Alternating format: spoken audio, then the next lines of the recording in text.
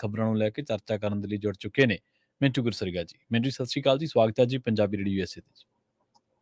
ਸ਼ੁਕਰੀਆ ਸਾਰਿਆਂ ਨੂੰ, ਸਤਿ ਸ੍ਰੀ ਅਕਾਲ ਜੀ। ਅੱਜ ਦਿਨ ਸ਼ੁੱਕਰਵਾਰ 13 ਅਕਤੂਬਰ 2023, 27 ਅੱਸੂ ਨਾਨਕਸ਼ਾਹੀ ਸੰਮਤ 555।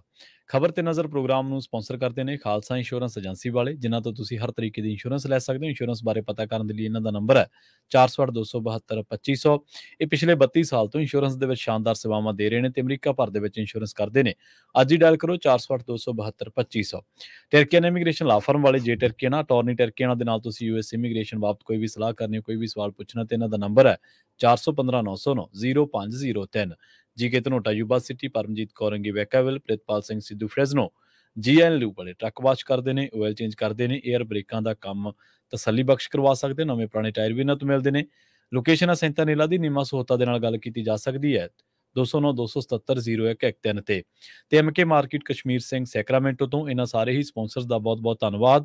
ਤੇ ਜੇਕਰ ਤੁਸੀਂ ਵੀ ਪੰਜਾਬੀ ਰੇਡੀਓ USA ਦੇ ਇਹਨਾਂ ਪ੍ਰੋਗਰਾਮਾਂ ਨੂੰ ਸਪਾਂਸਰ ਕਰਨਾ ਚਾਹੁੰਦੇ ਹੋ ਤਾਂ ਸਟੂਡੀਓ ਦਾ ਨੰਬਰ ਹੈ 408-272-5200। ਪੰਜਾਬੀ ਰੇਡੀਓ USA ਦੇ ਪ੍ਰੋਗਰਾਮ ਖਬਰ ਤੇ ਨਜ਼ਰ ਨੂੰ ਤੁਸੀਂ ਇਸ ਵੇਲੇ ਸੁਣ ਰਹੇ ਹੋ AM FM ਸਟੇਸ਼ਨਸ ਦੇ ਨਾਲ ਰੇਡੀਓ ਸੈੱਟ ਤੇ, ਨੈੱਟ ਤੇ, mobile app, social media platforms, Facebook, YouTube ਤੇ ਸੁਣ ਰਹੇ ਹੋ, ਦੇਖ ਰਹੇ ਹੋ। ਸਾਰੇ ਹੀ ਦਰਸ਼ਕਾਂ ਤੇ ਸਰੋਤਿਆਂ ਦਾ ਪ੍ਰੋਗਰਾਮ ਖਬਰ ਤੇ ਨਜ਼ਰ ਦੇ ਵਿੱਚ ਸਵਾਗਤ ਹੈ। ਖਬਰਾਂ ਦੀ ਸ਼ੁਰੂਆਤ ਕਰਦੇ ਹਾਂ ਇਸ ਵੇਲੇ ਸਭ ਤੋਂ ਵੱਡੇ ਕੌਮਾਂਤਰੀ ਮਸਲੇ ਤੋਂ, ਇਜ਼ਰਾਈਲ ਹਮਾਸ ਜੰਗ ਤੋਂ। ਪਰ ਇਸ ਜੰਗ ਦੇ ਉੱਤੇ ਹੁਣ ਜਥੇਦਾਰ ਸਾਹਿਬ ਨੇ ਵੀ ਆਪਣੀ ਟਿੱਪਣੀ ਕੀਤੀ ਹੈ। ਉਹ ਕਹਿ ਰਹੇ ਨੇ ਕਿ ਕਿਤੇ ਇਹ ਜੰਗ ਤੀਜੇ ਵਿਸ਼ਵ ਯੁੱਧ ਦੇ ਵਿੱਚ ਬਦਲ ਨਾ ਜਾਵੇ। ਮਿੰਟੂ ਜੀ, ਉਹਨਾਂ ਨੇ ਚਿੰਤਾ ਜਤਾਈ ਹੈ ਜੀ। ਬਿਲਕੁਲ ਸਾਰੀ ਦੁਨੀਆ ਦੀ ਚਿੰਤਾ ਹੈ ਇਹ ਤਾਂ ਜੀ, ਕਿਉਂਕਿ ਵੇਖੋ ਜਿੱਦਾਂ ਹੁਣ ਕਤਰ ਕਹਿ ਰਿਹਾ ਕਿ ਅਸੀਂ ਗੈਸ ਪਾਬੰਦ ਕਰ ਦਿਆਂਗੇ, ਅਸੀਂ ਉਹਦੀ ਸਪਲਾਈ ਠੱਪ ਕਰ ਦਿਆਂਗੇ, ਤਾਂ ਤੁਸੀਂ ਸੋਚ ਕੇ ਵੇਖੋ ਨਾ ਕਿ ਯੂਰਪ ਦੇ ਵਿੱਚ ਕੀ ਹਾਲ ਹੋਇਆ ਸੀਗਾ ਰਸ਼ੀਆ ਯੂਕਰੇਨ ਵਾਰ ਤੋਂ ਬਾਅਦ। ਤੇ ਜੇ ਕੱਲ ਨੂੰ ਤੇਲ ਦੀਆਂ ਕੀਮਤਾਂ ਬਹੁਤ ਜ਼ਿਆਦਾ ਵੱਧ ਜਾਂਦੀਆਂ ਨੇ ਤਾਂ ਕਿੱਥੇ ਜਾਊ ਹਿਸਾਬ ਕਿਤਾਬ। ਤੇ ਜੇ ਮੰਨ ਲਓ ਤੀਸਰਾ ਸੰਸਾਰ ਜੰਗ ਹੀ ਚੱਲ ਪੈਂਦਾ ਤਾਂ ਫਿਰ ਤੇ ਪਤਾ ਹੀ ਨਹੀਂ। ਪਰ ਇਹ ਆਪਾਂ ਉਰੇ ਦੀ ਕਲਪਨਾ ਕਰਕੇ ਦੇਖੀਏ ਕਿ ਅਸੀਂ ਜੰਗ ਦੇ ਵਿੱਚ ਵੱਡੇ ਪਲੇਅਰ ਕੁੱਦ ਪੈਂਦੇ ਆ ਤੇ ਇੰਨਾ ਹੀ ਹੋ ਜਾਂਦਾ ਹੈ ਕਿ ਸਪਲਾਈ ਲਾਈਨ ਪ੍ਰਭਾਵਿਤ ਹੋ ਜਾਂਦੀ ਹੈ। ਇੰਡੀਆ ਸਮੇਤ ਬਹੁਤ ਸਾਰੇ ਮੁਲਕ ਜਿਹੜੇ ਆ ਝਟਕੇ ਚ ਆ ਜਾਂਦੇ। ਸੋ ਇਸ ਕਰਕੇ ਚਿੰਤਾਵਾਂ ਤੇ ਹੈ। ਹਾਲਾਂਕਿ ਦੂਸਰਾ ਤੀਸਰਾ ਉਹ ਸੰਸਾਰ ਜੰਗ, ਚਲੋ ਆਪਾਂ ਦੇਖਦੇ ਆ ਨਾ ਕਿ ਉਹ ਦੂਸਰੇ ਤੋਂ ਬਾਅਦ ਤੀਸਰੇ ਦਾ ਇਮਕਾਨ ਸ਼ੁਰੂ ਹੋ ਗਿਆ ਕਿ ਹੁਣ ਜੀ ਤੀਜਾ ਸੰਸਾਰ ਜੰਗ। ਪਰ ਸੰਸਾਰ ਜੰਗ ਇੰਨੀ ਜਲਦੀ ਨਹੀਂ ਹੁੰਦਾ ਕਿਉਂਕਿ ਜਿਹੜਾ ਹੋਏਗਾ ਕਿ ਮਨੁੱਖੀ ਸਭਿਅਤਾ ਦਾ ਉਹ ਘੋਰ ਵਿਨਾਸ਼ ਹੋਏਗਾ ਜਦੋਂ ਵੀ ਹੋਏਗਾ। ਇੰਨੀ ਜਲਦੀ ਤਾਂ ਨਹੀਂ, ਪਰ ਹਾਲਾਤ ਜਿਹੜੇ ਆ ਉਹ ਬਣ ਸਕਦੇ। ਤਾਂ ਇਹਨਾਂ ਨੇ ਗਿਆਨੀ ਰਘਵੀਰ ਸਿੰਘ ਹੋਰਾਂ ਨੇ ਜੋ ਕਿਹਾ ਕਿ ਅਸੀਂ ਹਮਾਸ ਵੱਲੋਂ ਇਜ਼ਰਾਈਲ ਉੱਪਰ ਤੇ ਇਜ਼ਰਾਈਲ ਵੱਲੋਂ ਗਾਜ਼ਾ ਪੱਟੀ ਉੱਪਰ ਕੀਤੇ ਹਮਲਿਆਂ ਦੌਰਾਨ ਮਨੁੱਖਤਾ ਦੇ ਹੋਏ ਭਾਰੀ ਘਾਣ ਦੀ ਘੋਰ ਨਿੰਦਾ ਕਰਦੇ ਹਾਂ।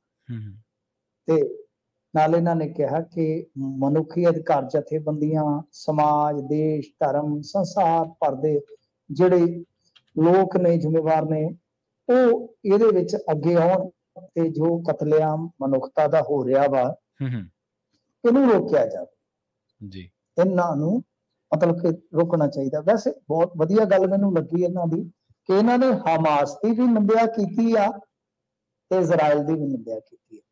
ਨਹੀਂ ਤਾਂ ਕੋਈ ਧੜਾ, ਮੈਂ ਇੱਕ ਫੋਟੋ ਦੇਖੀ ਸੀ, ਪਤਾ ਨਹੀਂ ਕਿਹੜੇ ਮੁਲਕ ਦੀ ਆ, ਉਹ ਸਿੱਖਾਂ ਦਾ ਹੀ ਕੋਈ ਧੜਾ, ਪਤਾ ਨਹੀਂ ਹੁਣ ਕੌਣ ਆ, ਉਹ ਸਿੱਖਸ ਫॉर ਫਿਲਸਤੀਨ ਲਿਖ ਰਿਹਾ, ਕੁਛ ਐਸਾ ਲਿਖਿਆ ਹੋਇਆ ਬੈਨਰ ਤੇ, ਯਾਨੀ ਕੋਈ ਪ੍ਰੋਟੈਸਟ ਦੇ ਵਿੱਚ ਉਹਨਾਂ ਦੀ ਹਮਾਇਤ ਕਰ ਰਿਹਾ। ਚਲੋ ਹਰੇਕ ਬੰਦੇ ਦਾ ਅਧਿਕਾਰ ਆ, ਪਰ ਬਹੁਤੇ ਬੰਦੇ ਵਨ ਸਾਈਡਡ ਹੀ ਚੱਲ ਰਹੇ ਆ ਨਾ। ਪਰ ਜੇ ਤੁਸੀਂ ਮਨੁੱਖੀ ਅਧਿਕਾਰਾਂ ਦੇ ਆਪਣੇ ਆਪ ਨੂੰ ਦੱਸਦੇ ਹੋ ਕਿ ਅਸੀਂ ਬਈ ਕਾਰਕੁਨ ਹਾਂ ਜਾਂ ਸਮਰਥਕ ਹਾਂ, ਤਾਂ ਫਿਰ ਤਾਂ ਕਿਤੇ ਵੀ ਜੇ ਹੁੰਦਾ, ਜਿਹੜਾ ਪੇਟ ਪਾੜ ਕੇ ਇਜ਼ਰਾਈਲੀ ਔਰਤ ਦਾ ਬੱਚਾ ਮਾਰਿਆ ਗਿਆ, ਕਾਚੂ ਲੱਗਾ, ਉਹ ਵੀ ਘੋਰ ਨਿੰਦਣਯੋਗ ਜ਼ਾਲਮਾਨਾ ਕਾਰਵਾਈ ਆ। ਤੇ ਜਿਹੜੇ ਬੱਚੇ ਜਾ ਕੇ ਇਜ਼ਰਾਈਲ ਨੇ 450 ਮਾਰ ਦਿੱਤਾ ਗਾਜ਼ਾ ਪੱਟੀ ਚ, ਫਿਰ ਨਿੰਦਣਾ ਉਹ ਵੀ ਪਊਗਾ। ਮੈਨੂੰ ਅੱਛੀ ਗੱਲ ਲੱਗੀ ਹੈ ਗਿਆਨੀ ਜੀ ਦੀ ਕਿ ਇਹਨਾਂ ਨੇ ਬਹੁਤ ਵਧੀਆ ਢੰਗ ਨਾਲ ਕਿ ਅਸੀਂ ਉਹਨਾਂ ਦੀ ਵੀ ਨਿੰਦਿਆ ਕਰਦੇ ਹਾਂ ਤੇ ਉਹਨਾਂ ਦੀ ਵੀ ਨਿੰਦਿਆ ਕਰਦੇ ਹਾਂ। ਖੈਰ ਦੇਖੋ, ਚੰਗੀ ਗੱਲ ਆ ਜਥੇਦਾਰ ਸਾਹਿਬ ਨੇ ਇਸ ਕੌਮਾਂਤਰੀ ਮੁੱਦੇ ਨੂੰ ਛੋਹਿਆ। ਨਹੀਂ ਤਾਂ ਮੈਂ ਜਿਵੇਂ ਕਿਹਾ ਕਿ ਵਨ ਸਾਈਡਡ ਸੋਚਣ ਵਾਲੇ ਜ਼ਿਆਦਾ ਹੁੰਦੇ ਆ, ਕੋਈ ਕਿਸੇ ਨੂੰ ਸਪੋਰਟ ਕਰਦਾ, ਕੋਈ ਕਿਸੇ ਨੂੰ ਸਪੋਰਟ ਕਰਦਾ। ਪਰ ਜਿਹੜੇ ਉੱਥੋਂ ਦੇ ਹਾਲਾਤ ਨੇ, ਉਹ ਹਾਲਾਤ ਹੁਣ ਦੇਖੋ ਐਡੀ ਛੇਤੀ ਤੇ ਮੋੜਿਆ ਨਹੀਂ ਮੁੜਨੇ। ਜਿਵੇਂ ਆਪਾਂ ਹੁਣ ਸੋਚ ਲਈਏ ਉੱਥੇ ਤੇ ਇਸ ਵੇਲੇ ਇਜ਼ਰਾਈਲ ਚੇਤਾਵਨੀ ਦੇ ਰਿਹਾ ਕਿ 10-11 ਲੱਖ ਬੰਦਾ ਨਿਕਲ ਜਾਵੇ। ਤੁਸੀਂ ਮੈਨੂੰ ਦੱਸੋ ਕਿ ਜਿੱਥੇ UN ਪਹਿਲਾਂ ਹੀ ਚਿੰਤਾ ਜ਼ਾਹਰ ਕਰ ਰਿਹਾ ਹੈ ਕਿ ਜਿਹੜੇ ਰਿਫਿਊਜੀ ਕੈਂਪ ਦੇ ਵਿੱਚ 1,40,000 ਦੇ ਕਰੀਬ ਬੰਦਾ 10-12 ਦਿਨਾਂ ਬਾਅਦ ਉਹ ਭੁੱਖਾ ਮਰਨਾ ਸ਼ੁਰੂ ਹੋ ਜਾਏਗਾ। 10-11 ਲੱਖ ਬੰਦਾ ਉਤੋਂ ਹੱਕ ਕੇ ਕਿੱਧਰ ਕੱਢੋਗੇ ਜੀ। ਇਜਿਪਟ ਨੇ ਆਪਣੀ ਸਰਹੱਦ ਬੰਦ ਕੀਤੀ ਆ, ਸੀਲ ਕੀਤੀ ਆ, ਦੂਜੇ ਪਾਸੇ ਸਮੁੰਦਰ ਆ ਗਾਜ਼ਾ ਪੱਟੀ ਤੇ, ਜਾਣਾ ਉਹਨਾਂ ਨੇ ਕਿੱਧਰ ਆ? ਤੇ ਉਹ ਸ਼ਰਨਾਰਥੀ ਜਿੱਥੇ ਸਾਹਮਣ ਵਾਲਾ ਤੇ ਉਹ ਤਾਂ ਪਹਿਲਾਂ ਹੀ ਕਹਿੰਦੇ ਪਏ ਕਿ ਸਾਡੇ ਭਾਂਡੇ ਮੂਧੇ ਨੇ ਬਈ। ਸੋ ਇਹ 24 ਘੰਟਿਆਂ ਦੀ ਚੇਤਾਵਨੀ ਕਹਿੰਦੇ ਕਿ ਉਸ ਤੋਂ ਬਾਅਦ ਫਿਰ ਇਜ਼ਰਾਈਲੀ ਸੈਨਾ ਜਿਹੜੀ ਇਜ਼ਰਾਈਲੀ ਫੌਜ ਹੈ ਜਿਹੜੀ ਉਹ ਵੜ ਜਾਏਗੀ ਵਿੱਚ, ਮਤਲਬ ਕਿ ਫਿਰ ਪੈਦਲ ਐਕਸ਼ਨ ਹੋਏਗਾ।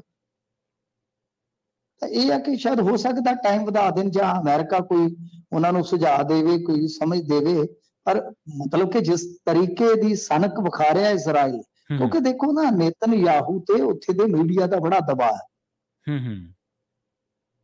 ਇਜ਼ਰਾਈਲ ਟਾਈਮਸ ਨੂੰ ਪੜ੍ਹ ਲਓ ਜਾਂ ਕੁਝ ਹੋਰ ਅਖਬਾਰ ਹੈ, ਉਹ ਸਿੱਧਾ ਉਹ ਕਹਿੰਦੇ ਆ ਕਿ ਇਹ ਨੇਤਨਯਾਹੂ ਦੀ ਫੇਲਿਅਰ ਹੈ ਜਿਹੜਾ ਇੰਨਾ ਨੁਕਸਾਨ ਹੋਇਆ। ਤਾਂ ਨੇਤਨਯਾਹੂ ਕਿਸੇ ਵੀ ਕਹਿ ਲਓ ਕਿ ਪੜਾਅ ਤੇ ਜਾ ਕੇ ਢਿੱਲਾ ਨਹੀਂ ਹੋ ਸਕਦਾ, ਕਿਉਂਕਿ ਉਹਨੂੰ ਪਹਿਲਾਂ ਹੀ ਬਹੁਤ ਜ਼ਿਆਦਾ ਵਿਰੋਧਤਾ ਕੁਝ ਕਾਨੂੰਨੀ ਬਦਲਾਵਾਂ ਕਰਕੇ ਝੱਲਣੀ ਪੈ ਰਹੀ ਸੀ। ਉਹ ਤੇ ਚਾਹੁੰਦਾ ਸੀਗਾ ਕਿ ਧਿਆਨ ਜਨਤਾ ਦਾ ਵੰਡਾਇਆ ਜਾਵੇ।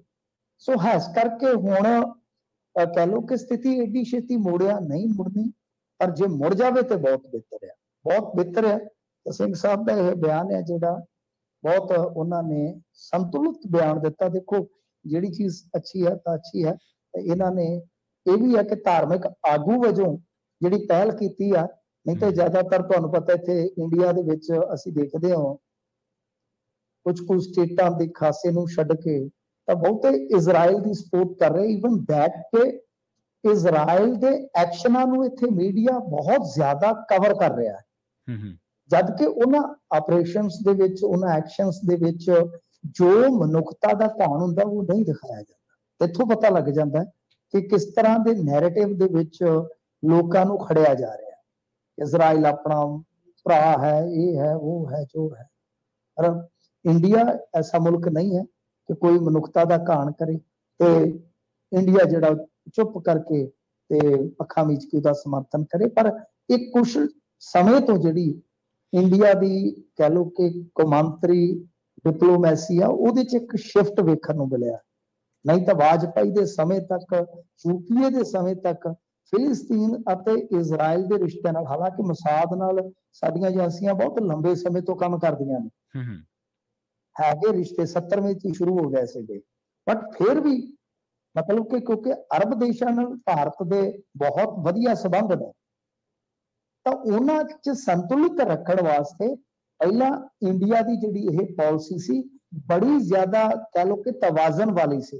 ਪਰ 17 ਤੋਂ ਬਾਅਦ ਯਕਦਮ ਸ਼ਿਫਟਿੰਗ ਵੱਜੀ ਆ। ਤਾਂ ਪਰ ਇਸ ਮਾਹੌਲ ਦੇ ਵਿੱਚ ਇਸ ਮੌਕੇ ਤੇ ਗਿਆਨੀ ਜੀ ਦਾ ਬਿਆਨ ਅੱਛਾ ਬਿਆਨ ਹੈ। ਜੀ। ਤੇ ਮਿੰਟ ਜੀ ਅਗਲੀ ਖਬਰ ਦੇ ਵੱਲ ਵਧੀਏ ਤੇ ਗੱਲ ਕਰੀਏ ਜਿਹੜੀ ਖੁੱਲੀ ਬਹਿਸ ਦਾ ਸੱਦਾ ਦਿੱਤਾ ਗਿਆ। ਸ਼੍ਰੋਮਣੀ ਅਕਾਲੀ ਦਲ ਬਾਦਲ ਖੁੱਲੀ ਬਹਿਸ ਦੇ ਵਿੱਚ ਹਿੱਸਾ ਨਹੀਂ ਲਵੇਗੀ, ਪ੍ਰੇਮ ਸਿੰਘ ਚੰਦੂਮਾਜਰਾ ਜੀ ਕਹਿ ਰਹੇ ਨੇ। ਹਾਂਜੀ, ਪ੍ਰੇਮ ਸਿੰਘ ਚੰਦੂਮਾਜਰਾ ਤੇ ਕਹਿ ਗਏ ਕਿ ਅਕਾਲੀ ਦਲ ਨਹੀਂ ਜਾਵੇਗਾ, ਤੇ ਹੁਣ ਭਾਜਪਾ ਦੇ ਪ੍ਰਧਾਨ ਨੇ ਵੀ ਨਹੀਂ ਕਿਹਾ ਕਿ ਮੈਂ PAU ਦੇ ਵਿੱਚ ਆਵਾਂਗਾ। ਕਾਂਗਰਸ ਵੀ ਚੁੱਪ ਹੈ ਤੇ ਇਹਦਾ ਮਤਲਬ ਕਿ ਬਹਿਸ ਤੇ ਫਿਰ ਹੋ ਗਈ ਹੈ। ਉਹੀ ਹੈ ਕਿ ਭਲਵਾਨੀ ਜਿਹੜਾ ਮਾਨ ਸਾਹਿਬ ਇਕੱਲੇ ਹੀ ਲਾਉਣਗੇ ਤੇ ਕੋਈ ਉੱਥੇ 1.5 ਘੰਟੇ ਦਾ ਭਾਸ਼ਣ ਉਹਨਾਂ ਦਾ ਹੋ ਜਾਏਗਾ। ਉਸੇ ਨੂੰ ਬਹਿਸ ਮੰਨ ਲਓ, ਉਸੇ ਨੂੰ ਮੁਬੈਸਾ ਮੰਨ ਲਓ। ਤੇ ਗੱਲ ਇਹ ਆ ਕਿ ਇਹ ਜਿਹੜਾ ਹੁਣ 1 ਨਵੰਬਰ ਦਾ ਦਿਨ ਆ, ਉਹਦੇ 'ਚ ਪ੍ਰੇਮ ਸਿੰਘ ਚੰਦੂਮਾਜਰਾ ਕਹਿੰਦੇ ਕਿ ਸਾਡੇ ਕੋਲ ਪੂਰੀ ਕੱਲ ਖੁਫੀਆ ਰਿਪੋਰਟ ਆ ਕਿ ਉਸ ਦਿਨ ਕੇਂਦਰ ਦੀਆਂ ਟੀਮਾਂ ਆ ਰਹੀਆਂ ਤੇ ਅਸੀਂ ਆਪਸ ਦੇ ਵਿੱਚ ਉੱਥੇ ਲੜੀਏ, ਛਤਰੋ ਛਤਰੀ ਹੋਈਏ। ਕਹਿਣ ਦਾ ਮਤਲਬ ਇਹ ਆ ਉਹ ਚੰਗਾ ਕਿ ਅਸੀਂ ਇਹਨਾਂ ਟੀਮਾਂ ਨੂੰ ਰੋਕੀਏ। ਉਹਨਾਂ ਕੋਲ ਹੁਣ ਪਤਾ ਨਹੀਂ ਕਿੱਥੋਂ ਲੀਕ ਹੋਈ ਜੇ ਜਾਣਕਾਰੀ ਖੁਫੀਆ। ਉਹ ਕਹਿੰਦੇ ਕਿ ਸਾਡੇ ਕੋਲ ਪੁਖਤਾ ਜਾਣਕਾਰੀ ਆ। ਉਹ ਕਹਿੰਦੇ ਵੀ ਆਪਾਂ ਤਾਂ ਫਲਾਈਂਗ ਸਕੁਐਡ ਬਣਾਏ ਹੋਏ ਨੇ। ਉਹਨਾਂ ਨੇ ਅੱਗੇ ਵੀ ਇੱਕ ਵਾਰੀ ਦੱਸਿਆ ਸੀ ਕਿ ਉਹ ਬੱਠਲ ਖੋ ਕੇ ਭੱਜ ਗਏ ਸੀ ਇੰਦਰਾ ਗਾਂਧੀ ਕੋਲ। ਜਦੋਂ ਉੱਥੇ ਤੇ ਥੋੜੀ ਸੱਟ ਵੀ ਲੱਗੀ ਸੀ, ਬੈਂਡੇਡ ਵਗੈਰਾ ਨਾਲ ਸ਼ਾਇਦ ਠੀਕ ਹੋ ਗਈ ਹੋਏਗੀ। ਤਾਂ ਇਹਨਾਂ ਨੇ ਉਦੋਂ ਖੁਲਾਸਾ ਕੀਤਾ ਸੀਗਾ ਕਿ ਅਸੀਂ ਨਾ ਵੀ ਨਾ SYL ਨਹੀਂ ਨਿਕਲ ਦੇਣੀ, ਤੇ ਅਸੀਂ ਤਾਂ ਉਦੋਂ ਵੀ ਨਹੀਂ ਸੀ ਨਿਕਲ ਦਿੱਤੀ, ਬੱਠਲ ਖੋ ਕੇ ਮੈਂ ਭੱਜ ਗਿਆ ਸਾਂ, ਨੱਸ ਗਿਆ ਸਾਂ। ਤੇ ਹੁਣ ਇਹ ਕਹਿੰਦੇ ਕਿ ਫਲਾਈਂਗ ਸਕੁਐਡ ਬਣਾ ਦਿੱਤੇ ਅਸੀਂ ਅਕਾਲੀ ਦਲ ਬੰਨਿਓ, ਇਹ ਤੇ ਪੂਰੇ ਸਰਗਰਮ ਰਹਿਣਗੇ। ਜੇ ਕੋਈ ਆਇਆ ਇੱਧਰ ਨੂੰ ਤੇ ਅਸੀਂ ਤੇ ਵਿਰੋਧ ਕਰਾਂਗੇ, ਸਾਡਾ ਕੰਮ ਇਹ ਹੈ, ਅਸੀਂ ਬਹਿਸ ਥੋੜੀ ਕਰਨੀ। ਕੰਮ ਨਿਬੜ ਗਿਆ, ਫਿਰ ਬਹਿਸ ਕਾਦੀ ਹੋਣੀ ਆ? ਤੇ ਇਹ ਬਹਿਸ ਕੱਲੀ ਜਿਹੜੀ ਆ ਉਹ ਭਗਵੰਤ ਸਿੰਘ ਮਾਨ ਹੋਰੀ ਕਰਨਗੇ ਉੱਥੇ, ਜੇ ਕਰਨਗੇ ਤਾਂ ਚੰਗਾ, ਚਲੋ ਹੁਣ ਕੰਮ ਤੇ ਚੱਲਿਆ ਹੀ ਆ। ਉੱਥੇ ਕੋਈ ਸੱਦ ਕੇ 150 ਪੱਤਰਕਾਰ, ਤੇ ਜੇ ਨਾਲ ਲੱਗਵੇ ਖੁੱਲੀ ਪ੍ਰੈਸ ਕਾਨਫਰੰਸ ਵੀ ਕਰ ਲੈਣ ਤੇ ਬਿਹਤਰ ਹੈ। ਪਰ ਬਹਿਸ ਹੁਣ ਮੈਨੂੰ ਲੱਗਦਾ ਕਿ ਉਸ ਬਹਿਸ ਦਾ ਕੋਈ ਜ਼ਿਆਦਾ ਵੱਡਾ ਭਵਿੱਖ ਨਹੀਂ ਰਹਿ ਗਿਆ। ਜਾਂ ਤਾਂ ਇਹ ਕਹਿ ਦੇਣ ਕਿ ਬਈ ਸਿਆਸਤ ਦਾ ਨਹੀਂ, ਜੇ ਕੋਈ ਹੋਰ ਉੱਠ ਕੇ ਆਉਣਾ ਚਾਹੁੰਦਾ ਹੈ ਤੇ ਉਹ ਬਹਿਸ ਕਰ ਸਕਦਾ। ਲੱਖੇ ਸਿਧਾਣੇ ਨੇ ਚੈਲੰਜ ਦਿੱਤਾ, ਛੇਕੜੋ ਨੂੰ ਹੀ ਸੱਦ ਲਓ, ਬਹਿਸ ਹੀ ਕਰਨੀ ਹੈ, ਕਰਾ ਲਓ ਬਹਿਸ। ਜੀ, ਤੇ ਮਿੰਟੂ ਜੀ, ਇੱਕ ਨਾਟਕ ਦੇ ਇੱਕ ਸੀਨ ਤੋਂ ਸਿੱਖ ਭਾਈਚਾਰੇ ਦੇ ਵਿੱਚ ਗੁੱਸੇ ਦੀ ਲਹਿਰ ਹੈ ਜੀ। ਕੋਈ ਇਹ ਨਾ ਬੜਾ ਪੁਰਾਣਾ ਨਾਟਕ ਚੱਲਦਾ ਹੈ, ਤਾਰਕ ਮਹਿਤਾ ਕਾ ਉਲਟਾ ਚਸ਼ਮਾ। ਮੈਨੂੰ ਲੱਗਦਾ ਇੰਡੀਆ 'ਚ ਰਹਿੰਦੇ ਹਰੇਕ ਟੈਲੀਵਿਜ਼ਨ ਵੇਖਣ ਵਾਲੇ ਨੇ ਇਹਨੂੰ ਕਦੇ ਨਾ ਕਦੇ ਜ਼ਰੂਰ ਵੇਖਿਆ ਹੋਵੇਗਾ। ਨੱਟੂ ਕਾਕਾ, ਇਸ ਤਰ੍ਹਾਂ ਦੇ ਇਹਨਾਂ ਦੇ ਵਿੱਚ ਦਇਆ ਭਾਬੀ, ਤੇ ਇਸ ਤਰ੍ਹਾਂ ਦੇ ਬੜੇ ਕਿਰਦਾਰ ਪਿਆਰੇ ਸੀ। ਸੋਢੀ ਦਾ ਕਿਰਦਾਰ ਸੀ ਇਹਦੇ ਵਿੱਚ ਪਹਿਲਾਂ, ਹੁਣ ਮੈਂ ਦੇਖਿਆ ਨਹੀਂ, ਬਹੁਤ ਲੰਬਾ ਸਮਾਂ ਹੋ ਗਿਆ। ਯਾਨੀ ਬੜਾ ਪਿਆਰਾ ਨਾਟਕ ਸੀਗਾ। ਤਾਂ ਇਹਨੂੰ ਡਾਕਟਰ ਹਾਥੀ ਸੀ, ਬੜੇ ਪਿਆਰੇ ਕਰੈਕਟਰ ਸੀ, ਬੱਚੇ ਬਹੁਤ ਦੇਖਦੇ ਨੇ। ਉਸ ਤੋਂ ਬਾਅਦ ਫਿਰ ਕੁਛ ਛੱਡ ਕੇ ਕੰਮ ਕਰ, ਤੇ ਕਰੈਕਟਰ ਇਹ ਮਤਲਬ ਕਿ ਬਦਲ ਕੇ ਐਕਟਰ ਤੇ ਉਹ ਚਲਾਈ ਜਾਂਦੇ ਆ। ਬਹੁਤ ਲੰਬਾ ਹੋ ਗਿਆ, ਮੈਨੂੰ ਲੱਗਦਾ ਕਿ ਟੀਵੀ ਹਿਸਟਰੀ ਦੇ ਲੰਬੇ ਸੀਰੀਅਲਾਂ ਚੋਂ ਇੱਕ ਆ ਤਾਰਕ ਮਹਿਤਾ ਕਾ ਉਲਟਾ ਚਸ਼ਮਾ। ਤਾਂ ਇਹਦੇ 'ਚ ਹੁਣ ਹੋਇਆ ਕੀ ਆ ਕਿ ਇੱਕ ਸੀਨ ਆ ਜਿਹਦੇ ਵਿੱਚ ਇੱਕ ਸਿੱਖ ਪਹਿਰਾਵੇ ਦੇ ਵਿੱਚ ਵਿਅਕਤੀ ਆ ਤੇ ਉਹਦੇ ਗਲ ਦੇ ਵਿੱਚ ਟਾਇਰ ਪਾਇਆ ਜਾ ਰਿਹਾ। ਹੁਣ ਉਹ ਸੀਕੁਐਂਸ ਕੀ ਆ ਮੈਨੂੰ ਨਹੀਂ ਪਤਾ। ਮੈਂ ਜਿਵੇਂ ਤੁਹਾਨੂੰ ਦੱਸਿਆ ਕਿ ਪਹਿਲਾਂ ਮੈਂ ਵੇਖਦਾ ਰਿਹਾ, ਬਹੁਤ ਜ਼ਿਆਦਾ ਵੇਖਿਆ, ਹੁਣ ਮੈਂ ਕਦੇ ਨਹੀਂ ਵੇਖਿਆ। ਟੈਲੀਵਿਜ਼ਨ ਵੇਖਣ ਦਾ ਉਹ ਸਮਾਂ ਘੱਟ ਲੱਗਦਾ ਹੁਣ। ਤੇ ਇਹ ਜਿਹੜਾ ਕਲਿੱਪ ਆ ਇਹ ਬਹੁਤ ਜ਼ਿਆਦਾ ਸੋਸ਼ਲ ਮੀਡੀਆ ਤੇ ਵਾਇਰਲ ਹੋ ਰਿਹਾ। ਮਤਲਬ ਕਿ ਗੱਲ 'ਚ ਜਿਸ ਤਰ੍ਹਾਂ ਟਾਇਰ ਪਾਇਆ ਜਾ ਰਿਹਾ, ਪਰਨਾ ਬਣਾ ਕੇ, ਕਰੈਕਟਰ ਸਿੱਖ ਦਾ ਬਣਾ ਕੇ, ਇਹ ਦੇਖੋ ਬਹੁਤ ਗਲਤ ਗੱਲ ਆ। ਐਡੀ ਵੱਡੀ ਟ੍ਰੈਜਡੀ ਨੂੰ ਜਦੋਂ ਤੁਸੀਂ ਇਸ ਤਰ੍ਹਾਂ ਇੱਕ ਸੀਨ ਦੇ ਜ਼ਰੀਏ ਫਿਰ ਚੇਤੇ ਕਰਵਾਓਗੇ, ਗਲਤ ਗੱਲ ਆ ਤੁਹਾਡੀ। ਅੱਗੇ ਵੀ ਵਿਵਾਦ ਹੋਇਆ ਸੀ ਉਹ ਯਾਰੀਆਂ ਦੇ ਗਾਣੇ ਦਾ, ਉਹਦੇ 'ਚ ਵੀ ਪਹਿਲਾਂ ਉਹਨਾਂ ਨੇ ਊਲ ਜਲੂਲ ਜੀਆਂ ਸਫਾਈਆਂ ਦਿੱਤੀਆਂ, ਫਿਰ ਮੰਨ ਗਏ ਆਪਣੇ ਆਪ ਹੀ ਕਿ ਹਾਂ ਜੀ ਸਾਥੋਂ ਗਲਤੀ ਹੋ ਗਈ ਆ। ਤੇ ਇਹ ਆ ਕਿ ਇਸ ਤਰ੍ਹਾਂ ਦਾ ਤਾਂ ਮੈਨੂੰ ਲੱਗਦਾ ਕੋਈ ਮੂਰਖ ਬੰਦਾ ਹੀ ਹੋਊਗਾ ਜਿਹਨੂੰ ਇਹ ਸੀਕੁਐਂਸ ਬਣਾਉਂਦੇ ਆ ਇਹ ਨਾ ਚੇਤਾ ਆਇਆ ਹੋਊਗਾ ਕਿ ਇੱਕ ਸਿੱਖ ਬੰਦੇ ਦੇ ਗਲ 'ਚ ਟਾਇਰ ਪਾਉਣ ਦਾ ਮਤਲਬ ਇਹ ਆ ਕਿ ਉਹਨਾਂ ਦੇ ਜ਼ਖਮਾਂ ਤੇ ਆਏ ਖਰੀਦ ਨੂੰ ਖੁਰਚ ਦੇਣਾ ਜੀ। ਜੇ ਉਸ ਆਰਟਿਸਟ ਕੋਲ ਇੰਨੀ ਵੀ ਸਮਝ ਨਹੀਂ, ਇੰਨੀ ਵੀ ਜਾਣਕਾਰੀ ਨਹੀਂ, ਮੈਨੂੰ ਲੱਗਦਾ ਕਿ ਉਹ ਕਲਾਕਾਰ ਨਹੀਂ ਕਲੰਕਕਾਰ ਆ। ਤੇ ਇਸ ਕਰਕੇ ਹੁਣ ਕੁਝ ਸਿੱਖ ਜਥੇਬੰਦੀਆਂ ਇਹਦਾ ਕਹਿ ਲਓ ਕਿ ਲੈ ਕੇ ਨੋਟਸ ਅੱਗੇ ਵਧ ਰਹੀਆਂ ਕਿ ਕਿਤੇ ਬਾਈਕਾਟ ਦਾ ਟ੍ਰੈਂਡ ਚੱਲਦਾ ਪਿਆ। ਦੇਖੋ ਸਿੱਖਾਂ ਦੀ ਬਹੁਤ ਸਾਰੇ ਨੌਨ ਸਿੱਖ ਵੀ ਹਮਾਇਤ ਕਰਦੇ ਆ ਜੋ 84 ਕਤਲੇਆਮ 'ਚ ਹੋਇਆ ਨਾ, ਉਹਦੇ 'ਚ ਬਹੁਤ ਸਾਰੇ ਨੌਨ ਸਿੱਖ ਇਵਨ ਦੈਟ ਕਿ ਮਤਲਬ ਜੇ ਤੁਸੀਂ ਦੇਖੋਗੇ ਤਾਂ ਹਿੰਦੂ ਰਾਸ਼ਟਰ ਦੇ ਹਮਾਇਤੀ ਵੀ ਕਹਿੰਦੇ ਨੇ ਕਿ ਗਲਤ ਆ। ਸੋ ਇਸ ਕਰਕੇ ਫਿਰ ਉਹਦੇ 'ਚ ਕੀ ਆ ਕਿ ਉਤਲੇ ਪੱਧਰ ਤੇ ਇਹ ਕਾਫੀ ਜ਼ਿਆਦਾ ਟ੍ਰੈਂਡ ਚੱਲਿਆ ਕਿ ਇਹਦਾ ਬਾਈਕਾਟ ਹੋਣਾ ਚਾਹੀਦਾ। ਤਾਂ ਫਿਰ ਤੁਹਾਨੂੰ ਪਤਾ ਜਦੋਂ ਇਸ ਤਰ੍ਹਾਂ ਆਰਥਿਕ ਲਾਸ ਹੁੰਦਾ ਕਿਸੇ ਵੀ ਪ੍ਰੋਜੈਕਟ ਨੂੰ, ਫਿਰ ਜਿਹੜੇ ਪ੍ਰੋਡਿਊਸਰ ਹੁੰਦੇ, ਡਾਇਰੈਕਟਰ ਹੁੰਦੇ ਆ, ਉਹਨਾਂ ਤੇ ਦਬਾਅ ਵੱਧਦਾ। ਹੋ ਸਕਦਾ ਮਾਫੀ ਮੰਗ ਲੈਣਗੇ, ਪਰ ਗੱਲ ਇਹ ਹੈ ਕਿ ਇਸ ਤਰ੍ਹਾਂ ਹੋਣਾ ਹੀ ਨਹੀਂ ਚਾਹੀਦਾ। ਹੋਣਾ ਹੀ ਨਹੀਂ ਚਾਹੀਦਾ। ਜਦੋਂ ਤੁਸੀਂ ਸਿਰਜਣਾਤਮਕ ਕਾਰਜ ਕਰਦੇ ਹੋ ਤਾਂ ਤੁਹਾਡੇ ਕੋਲ ਇਹ ਸੈਂਸ ਹੋਣਾ ਚਾਹੀਦਾ ਆ, ਇਹ ਸਮਝ ਹੋਣੀ ਚਾਹੀਦੀ ਆ ਕਿ ਜੋ ਵੀ ਤੁਹਾਡੀ ਸਿਰਜਣਾ ਹੈ ਕ੍ਰਿਤ ਦੇ ਵਿੱਚ, ਉਹ ਕਿਤੇ ਇਸ ਤਰ੍ਹਾਂ ਕੋਈ ਕੰਟਰੋਵਰਸ਼ਲ ਨਾ ਹੋ ਜਾਵੇ, ਇਸ ਤਰ੍ਹਾਂ ਕੋਈ ਕਿਸੇ ਦੀ ਭਾਵਨਾ ਨੂੰ ਆਹਤ ਨਾ ਕਰੇ। ਤਾਂ ਖੈਰ ਇਹ ਸਾਰਾ ਕੁਝ ਜਿਹੜਾ ਹੋਇਆ ਤਾਂ ਹੋਇਆ, ਪਰ ਦੂਸਰੇ ਪਾਸੇ ਅਮਿਤ ਸ਼ਾਹ ਨੇ ਵੀ ਅੱਜ ਸਿਰਸਾ ਦੀ ਜੰਮ ਕੇ ਤਾਰੀਫ ਕੀਤੀ ਕਿਉਂਕਿ ਦਿੱਲੀ ਕਮੇਟੀ ਵਾਲਿਆਂ ਨੇ ਸੱਦ ਕੇ ਸਨਮਾਨ ਦਿੱਤਾ ਹੈ। ਇਸ ਮੌਕੇ ਤੇ ਉਹਨਾਂ ਨੇ ਇਹ ਗੱਲ ਕਹੀ ਆ ਕਿ ਸਿੱਖ ਕਤਲੇਆਮ ਜਿਹੜਾ ਹੋਇਆ ਉਹਦੇ 'ਚ ਸਿਆਸਤ ਕਹਿ ਲਓ ਜਾਂ ਸਿਆਸੀ ਧਿਰ ਕਹਿ ਲਓ, ਉਹਦੀ ਸ਼ਮੂਲੀਅਤ ਸੀਗੀ। ਇਹ ਇੱਕ ਵੱਡਾ ਬਿਆਨ ਹੈ ਜੀ। ਤੇ ਪੰਜਾਬ ਦੇ ਵਿੱਚ ਸੈਂਕੜੇ ਅਧਿਆਪਕ ਮਿੰਟੂ ਜੀ ਫਰਜ਼ੀ ਸਰਟੀਫਿਕੇਟਾਂ ਵਾਲੇ ਪਾਏ ਗਏ ਨੇ ਜੀ। ਸੈਂਕੜੇ ਹੀ ਹੈ ਜੀ। ਹੁਣ ਤਾਂ ਮੈਨੂੰ ਲੱਗਦਾ ਕਿ ਇਹ ਗਿਣਤੀ ਜਿਹੜੀ ਹਜ਼ਾਰਾਂ 'ਚ ਚਲੇ ਜਾਣੀ ਆ। ਅਧਿਆਪਕ ਨਹੀਂ, ਜੇ ਆਪਾਂ ਦੂਸਰੇ ਵੀ ਨਾਲ ਜੋੜ ਦਈਏ, ਇੱਥੇ ਇੱਕ ਕਲਾਕਾਰ ਦਾ ਬਾਪੂ ਵੀ ਫੜਿਆ ਗਿਆ। ਉਹ ਪਹਿਲਾਂ ਸਫਾਈਆਂ ਦਿੰਦਾ ਰਿਹਾ, ਜਦੋਂ ਡਾਕੂਮੈਂਟ ਮੰਗੇ ਗਏ ਫਿਰ ਉਹ ਲੁਕ ਗਿਆ ਕਿਤੇ ਜਾ ਕੇ, ਕਿਉਂਕਿ ਉਹ ਕਲਾਕਾਰ ਮੰਤਰੀ ਦਾ ਯਾਰ ਆ ਜੀ, ਤੇ ਇਹਨਾਂ ਦੀਆਂ ਜਾ ਕੇ ਮਹਿਫਲਾਂ 'ਚ ਨੁਮਾਇਸ਼ ਕਰਦਾ ਕਲਾ ਦੀ, ਤੇ ਬਿਜ਼ਨਸ ਵੀ ਸਾਂਝੇ ਆ। ਸਾਨੂੰ ਤੇ ਪਤਾ ਇੱਕ ਮਿਊਜ਼ਿਕ ਕੰਪਨੀ ਵੀ ਚੱਲਦੀ ਹੈ, ਉਹਦੇ ਵਿੱਚ ਵੀ ਕੁਝ ਪੋਲੀਟੀਸ਼ੀਅਨ ਹੈਗੇ ਨੇ, ਜਾਂ ਸਾਥ ਕਹਿ ਲਓ, ਹਮ ਸਾਥ ਹੈ। ਗੱਲ ਇਹ ਹੈ ਕਿ ਇਹ ਚੀਜ਼ਾਂ ਹੈਗੀਆਂ ਨੇ, ਤੇ ਉਹਦੇ ਤੇ ਜ਼ੋਰ ਲਾ ਰਹੇ ਆ ਸਾਰੇ, ਬਈ ਕਾਰਵਾਈ ਕਰੋ, ਕਾਰਵਾਈ ਕਰੋ। ਕੌਣ ਕਾਰਵਾਈ ਕਰੇ? ਗੱਲ ਤੇ ਹੈ ਕਿ ਡਿਬੇਟ ਜਿਹੜੀ ਕਰਵਾਉਣੀ, ਮੈਂ ਤਾਂ ਹੀ ਤੇ ਕਹਿੰਦਾ ਕਿ ਡਿਬੇਟ ਜਿਹੜੀ ਹੈ ਨਾ, ਉਹ 16 ਮਾਰਚ 2022 ਤੋਂ ਲੈ ਕੇ ਤੇ 1 ਨਵੰਬਰ 23 ਤੱਕ ਵੀ ਕਰਵਾਓ। ਉਸ ਡਿਬੇਟ ਨੂੰ ਵੀ ਹਿੱਸਾ ਬਣਾਓ ਜਿਹੜਾ ਕੰਮ ਤੁਸੀਂ ਕੀਤਾ ਹੈ, ਕਿ ਹਾਂ ਬਈ ਇਹ ਡਿਬੇਟ ਵੀ ਜਿਹੜੀ ਆ ਉਸ ਡਿਬੇਟ ਦਾ ਹਿੱਸਾ ਹੋਏਗੀ। ਮਤਲਬ ਕਿ ਚੋਣਵੀਆਂ ਚੀਜ਼ਾਂ SYL ਲੈ ਲਈ, ਫਲਾਂ ਲੈ ਲਈ, ਠੀਕ ਹੈ। SYL ਜਿਹੜੀ ਆ ਸਾਡੀ ਲਾਈਫ ਲਾਈਨ ਦਾ ਮੁੱਦਾ ਬਣਿਆ ਪਿਆ, ਬਿਲਕੁਲ ਠੀਕ ਆ, ਪਰ ਕੀ ਸਾਰੇ ਮੁੱਦੇ ਉਹਦੇ 'ਚ ਹੀ ਰੁੜ ਜਾਣਗੇ? ਜੋ ਤੁਸੀਂ ਕਰਦੇ ਤੁਹਾਡੇ ਪਾਪ ਧੁੱਪ ਜਾਣਗੇ ਉਸ ਪਾਣੀ ਨਾਲ? ਲੈ ਕੇ ਜਹਾਜ਼ ਆ ਕਿਦਮ ਤੇ ਉੱਡੇ ਮੁੜੇ ਹੀ ਨਹੀਂ ਹੈ, ਆ ਜਾਣਗੇ ਲੰਮਾ ਚੌੜਾ ਭਾਸ਼ਣ ਝਾੜਨਗੇ। ਇਹਨਾਂ ਦੇ ਸਮਰਥਕ ਵੀ ਉਹੋ ਜਿਹੇ ਜੀ, ਪਤਾ ਨਹੀਂ ਕਿੱਥੋਂ ਕਿੱਥੋਂ ਤਰਕ ਕੱਢ ਕੇ ਲਿਆਉਂਦੇ। ਕਹਿੰਦੇ ਜਹਾਜ਼ ਨੂੰ ਇੱਥੇ ਜੰਗਾਲ ਹੀ ਲੱਗਣਾ ਸੀ, ਬਾਬਾ ਹਵਾ ਚੁੱਟਿਆ ਫਿਰ ਤਾਂ ਤੁਹਾਡੇ ਢਿੱਡ 'ਚ ਵੱਟ ਹੁੰਦੇ, ਲਓ ਕਰ ਲਓ ਗੱਲ। ਕਹਿੰਦੇ ਇੱਥੇ ਜੰਗਾਲ ਲੱਗਣਾ, ਜਦੋਂ ਸਾਡਾ ਮੁੱਖ ਮੰਤਰੀ ਬਾਹਰ ਤੇ ਨਿਕਲਦਾ, ਤੁਹਾਨੂੰ ਅਮਰਿੰਦਰ ਸਿੰਘ ਚਾਹੀਦਾ, ਲਿਆ ਦਈਏ ਦੁਬਾਰਾ। ਸਾਡੇ ਵਰਗੇ ਚੁੱਪ ਹੋ ਜਾਂਦੇ, ਗੁੱਛੀ ਹੋ ਜਾਂਦੇ, ਉੱਥੇ ਅੱਗੋਂ ਕੀ ਬੋਲੀਏ। ਖੈਰ, ਇਹ ਜਿਹੜਾ ਅਧਿਆਪਕਾਂ ਦਾ ਕੰਮ ਕਰ ਰਿਹਾ ਨਾ, ਇਹ 2007 ਦੇ ਕਰੀਬ ਹੋਇਆ ਸੀਗਾ। ਉਸ ਵੇਲੇ ਜ਼ਿਆਦਾ ਕੰਮ ਨਹੀਂ ਪਤਾ ਲੱਗਿਆ, ਪਰ ਅਸੀਂ ਜਦੋਂ ਪਿੰਡ 'ਚ ਕੰਮ ਕਰਦੇ ਸੀਗੇ, ਸਾਡੇ ਇਲਾਕੇ ਦੇ ਵਿੱਚੋਂ ਇਹ ਸਕੈਮ ਫੜਿਆ ਗਿਆ ਸੀਗਾ, ਕਿਉਂਕਿ ਇਸ ਏਰੀਏ ਤੋਂ ਜ਼ਿਆਦਾ ਭਰਤੀ ਹੋਈ ਸੀਗੀ। ਸਭ ਤੋਂ ਪਹਿਲਾਂ ਇੱਥੋਂ ਨਿਕਲਿਆ ਸੀਗਾ, ਤਾਂ ਇੱਥੇ ਤੱਕ ਕੇਸ ਰਜਿਸਟਰਡ ਹੋਏ ਕਾਫੀ ਹੋਏ। ਹਾਲਾਂਕਿ ਹੋ ਸਕਦਾ ਕਿ ਕੁਝ ਬਕਾਇਆ ਵੀ ਹੋਣ, ਕੁਝ ਐਸੇ ਵੀ ਰਸੂਖਦਾਰ ਘਰ ਸੀ ਫਿਰ ਜਿਹੜੇ ਮਤਲਬ ਕਿ ਬਚਣ ਵਾਸਤੇ ਅਸਤੀਫੇ ਦੇ ਕੇ ਤੇ ਇੱਧਰ ਉੱਧਰ ਹੋ ਗਏ।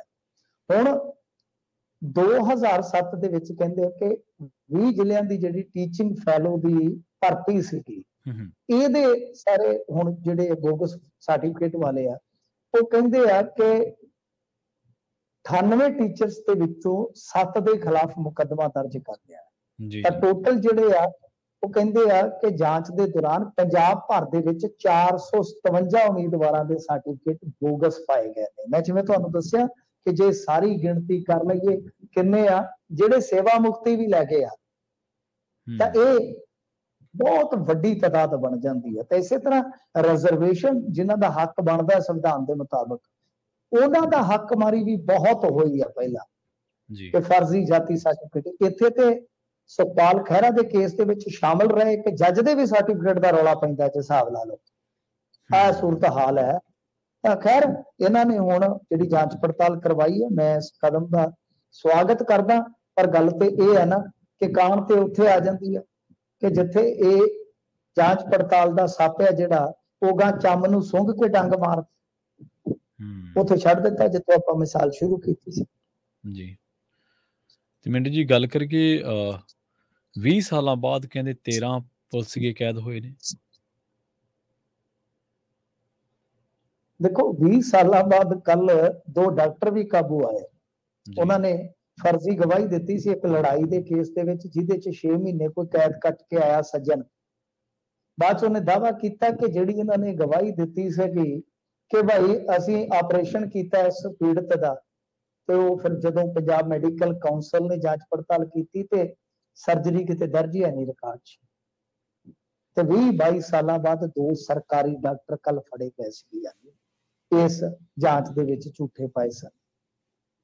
ਹੁਣ ਅੱਜ ਇਹ ਜਿਹੜਾ ਮਾਮਲਾ ਇਹ ਆ ਗਿਆ ਸਾਹਮਣੇ, ਕੱਲ ਇਹ ਸੀਗਾ ਕਿ 2003 ਦੇ ਵਿੱਚ ਭ੍ਰਿਸ਼ਟਾਚਾਰ ਦਾ ਇਹ ਕੇਸ ਸੀਗਾ ਜਿਹਦੇ 'ਚ 5 ਸਾਲ ਕੈਦ ਹੋਈ ਆ। ਵੈਸੇ ਬਹੁਤ ਵਿਰਲਾ ਮਿਸਾਲ ਹੁੰਦਾ ਕਿ ਕਰਪਸ਼ਨ ਦੇ ਕੇਸ ਦੇ ਵਿੱਚ 5 ਸਾਲ ਦੀ ਕੈਦ ਹੋਵੇ, ਬਹੁਤ ਵੱਡੀ ਕੈਦ ਆ ਕਰਪਸ਼ਨ ਦੀ। ਤੇ ਇਹ ਚੱਲੀ ਕਾਹਦੇ ਤੋਂ ਸੀ? ਇਹ ਲਾਟਰੀਆਂ ਤੋਂ ਚੱਲੇ ਸੀਗੇ। ਲਾਟਰੀਆਂ ਦਾ ਧੰਦਾ ਤੁਹਾਨੂੰ ਪਤਾ ਹੀ ਆ, ਇਹ ਬਹੁਤਾ ਹੱਥ ਰੰਗਦੇ ਨੇ ਇਹਦੇ 'ਚ। ਤਾਂ ਉਹਦੇ 'ਚ ਇੱਕ ਸੱਜਣ ਨੇ ਸ਼ਿਕਾਇਤ ਕੀਤੀ ਸੀ, ਫਿਰ ਉਹਦੇ ਤੇ ਹੀ ਉਲਟਾ ਇੱਕ ਅਧਿਕਾਰੀ ਨੇ ਪਰਚਾ ਦਰਜ ਕਰ ਦਿੱਤਾ। ਜਦੋਂ ਪਰਚਾ ਦਰਜ ਕਰ ਦਿੱਤਾ, ਉਸਨੇ ਥੋੜਾ ਹੋਰ ਸੰਘਰਸ਼ ਕੀਤਾ, ਫਿਰ ਉਹ ਅਦਾਲਤ 'ਚ ਜਾ ਕੇ ਅਧਿਕਾਰੀ ਮੁੱਕਰ ਗਿਆ, ਉਹਦੀ ਜਾਨ ਛੁੱਟ ਗਈ। ਪਰ ਉਹਦਾ ਜਿਹੜਾ ਇੱਕ ਦੋਸਤ ਸੀ, ਉਹਦੇ ਤੇ 34 ਮੁਕੱਦਮੇ ਦਰਜ ਕਰ ਦਿੱਤੇ ਗਏ ਕਿ ਇਹ ਕੇਸ ਵਾਪਸ ਲੈ ਲਿਆ ਜਾਵੇ।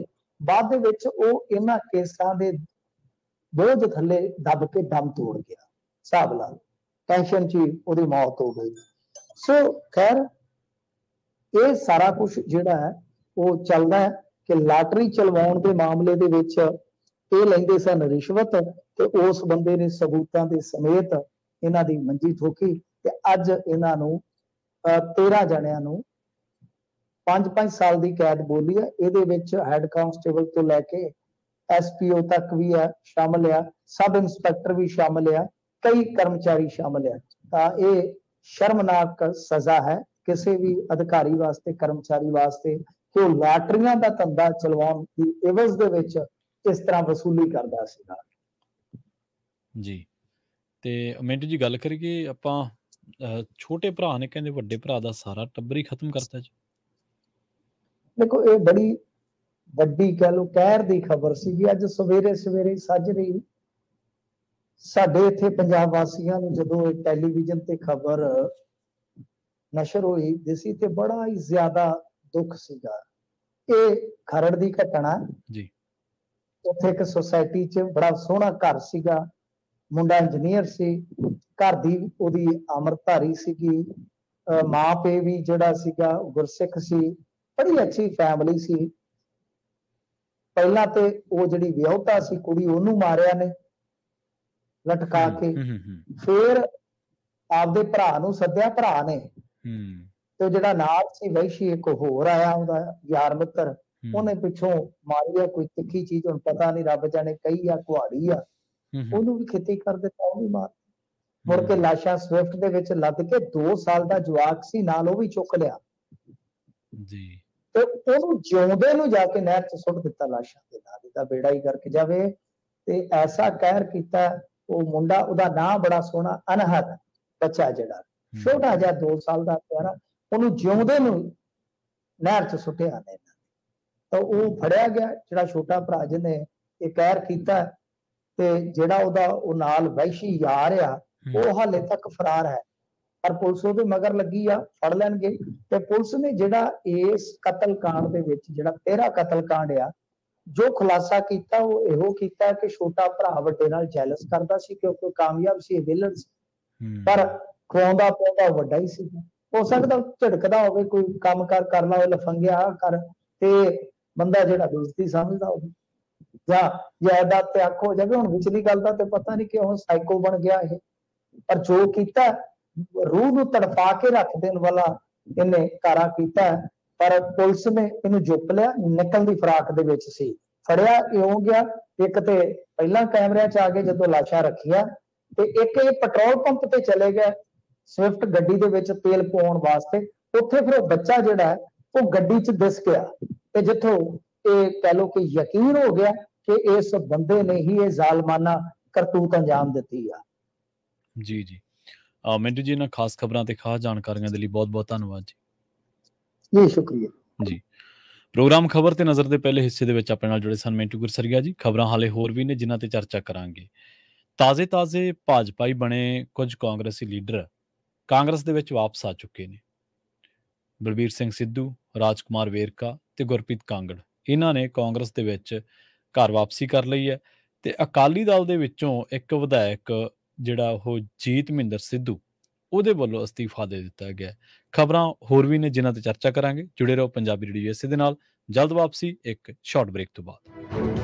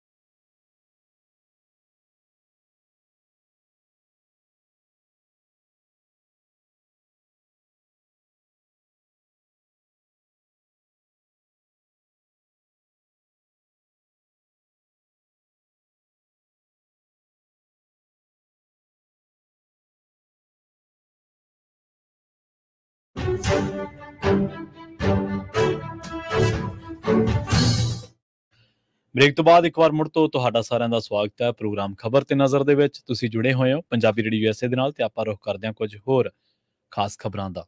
ਰਾਜਕੁਮਾਰ ਵੇਰਕਾ, ਗੁਰਪ੍ਰੀਤ ਕਾਂਗੜ ਤੇ ਇੱਕ ਹੋਰ ਲੀਡਰ ਜਿਹੜਾ ਉਹ ਇਸ ਵੇਲੇ ਬਲਬੀਰ ਸਿੱਧੂ, ਕਾਂਗਰਸ ਦੇ ਵਿੱਚ ਵਾਪਸੀ ਕਰ ਲਈ ਇਹਨਾਂ ਨੇ ਤੇ ਬੀਜੇਪੀ ਦਾ ਜਿਹੜਾ ਇਹਨਾਂ ਨੇ ਪੱਲਾ ਫੜਿਆ ਸੀ ਉਹ ਛੱਡ ਦਿੱਤਾ। ਇੱਕ ਵਾਰ ਫਿਰ ਇਹਨਾਂ ਨੇ ਘਰ ਵਾਪਸੀ, ਜਿਹੜਾ ਇੱਕ ਸ਼ਬਦ ਵਰਤਿਆ ਜਾਂਦਾ ਜਦੋਂ ਲੀਡਰ ਪਾਰਟੀ 'ਚ ਵਾਪਸੀ ਕਰਦੇ ਆ ਤਾਂ ਘਰ ਵਾਪਸੀ ਇੱਕ ਸ਼ਬਦ ਵਰਤਿਆ ਜਾਂਦਾ, ਉਹ ਇਹਨਾਂ ਨੇ ਕੀਤੀ ਹੈ।